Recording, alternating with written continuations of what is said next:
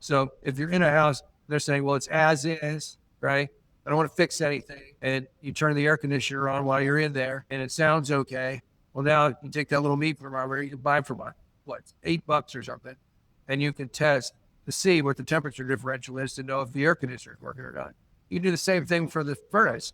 You can turn on the heat and see what the temperature differential is. A lot of times the air coming out on the furnace side is pretty high, so you'll get a bigger temperature differential on the heat side. But that can give you a clue as to whether or not there's an HVAC problem that they should be aware of. Now, does it cost you anything to do that? No. Would you tell them, oh, I'm going to test the temperature differential? No.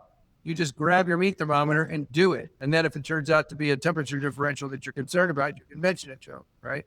But that is one way that they would observe you doing that and be like, what the hell is she doing? And so they would experience you doing something out of the box that they don't expect, that provides an added amount of information for them when they're going to make their offer. I'm not doing an inspection on a house for somebody while I'm walking through, but I am looking for problems. And if we're dialing in on something that's as is, I'm going to look extra hard. Okay. And I try not to be surprised about things that the inspector's coming up with. Now, there's stuff that I'm just not going to be able to see. I'm not going to notice. I've missed stuff. Well, Frank's been my inspector for many years. There's times where he's in there and he finds something and I'm like, how in the hell did I miss that? And Frank will give me that look. How did you miss this one? You don't want to be surprised, but I want you to be proficient enough at it that when you want to keep people from stepping in the doo-doo, right?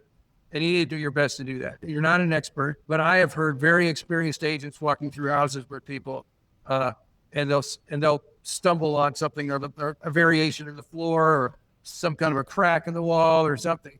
And the people will point it out and say, what about this crack? And the agent says, oh, well, if you're concerned about it, you can always ask your inspector. I'm not an expert. And I'm thinking, this house is about to fall down and you are just telling them to go into contract and just wait for the inspector. Call the inspector while you're in the house and say, hey, I'm looking at this. I just sent you a couple of pictures. What do you think of this wall? You are demonstrating to your people that you care, first of all, and that you're a resource for answers, and you can get the job done.